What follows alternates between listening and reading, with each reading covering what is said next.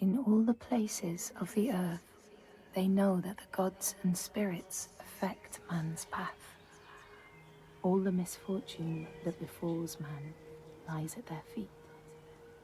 If you have eyes to see, you see their presence and their power. Keep your eyes open, traveler, and you might see their faces. Here, they once said that Loki lies imprisoned in a cave, trapped by his enemies, who set a serpent above to drip venom on his face.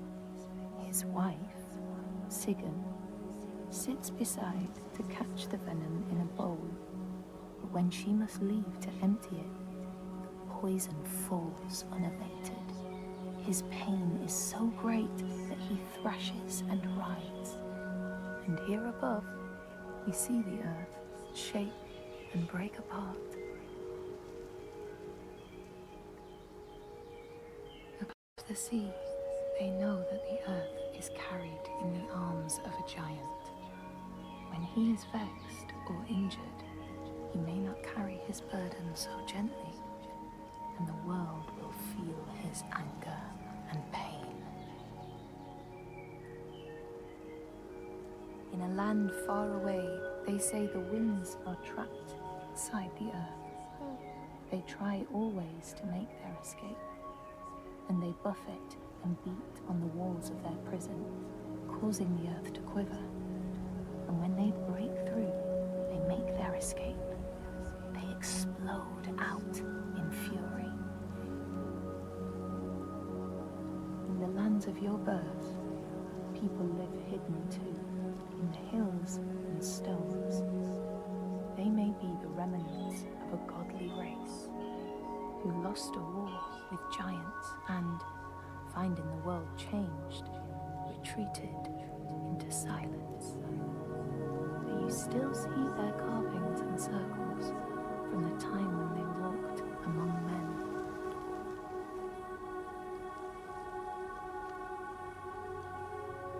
Here, they know that if times are harsh, you may ask of the hidden folk to share their bounty.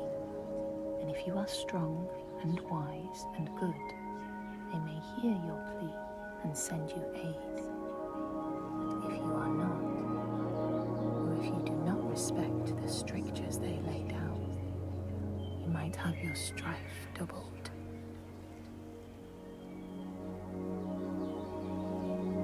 In the lands of your birth, and in these lands too, they know that people can be taken by the secret fair ones. If you are not careful and do not keep to the pathways, you may find yourself among them. In a land to the east, they know that when a traveler finds themselves lost, it is the fault of the Vadadash, who wait at the crossroads to trick souls passing by. The only remedy is to let your horse lead you home, because beasts have no souls. But if you have no horse, your soul is lost forever.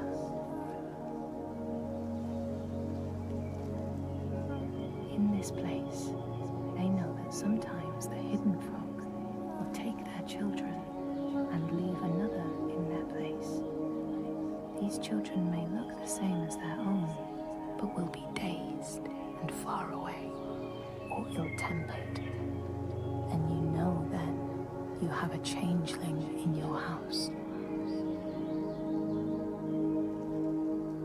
In this land, when people cannot raise their children, they will leave them in a sacred place for the hidden folk to take and care for.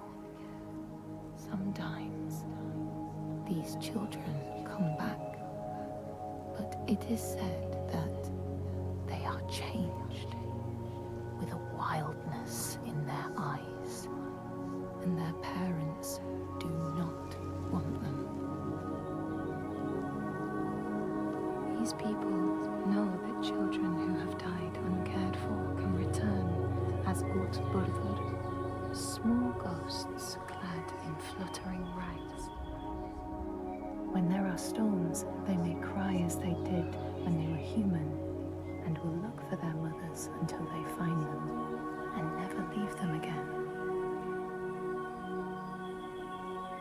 In this land, you may catch sight of the Landdisasteinar, the spirits who embody the sacred places, the rivers and rocks. Do you see the Lady of the Mountain, the Fiat Kuna, who bathes in the waterfall and lets the drops fall on her shoulder? In the heart of the Northlands, they know the storms are born of the Oshkuredi, the hunt of Odin. The huntsmen ride horses with eyes of fire. Their weapons clash like thunder, and it is best to hide inside, lest your spirit be called to join them.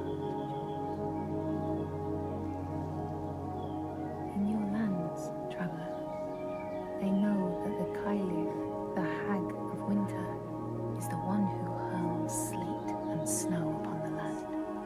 She lives in a sea rock and rules the waves of the roiling winter ocean with her blackthorn staff. She strikes the ground to destroy the shoots of growing green, so the winter will lie long and low on the land. These people know that the sea god, Ran, sets out nets to trap sailors and drag them to her world. She sends the waves, her daughters, to wreck boats so she will have more men to take. And jealously, she pulls them down beneath the water. People here speak of warriors who can transform themselves into bears when they are enraged. Their skin becomes hide so thick no sword or spear can break it.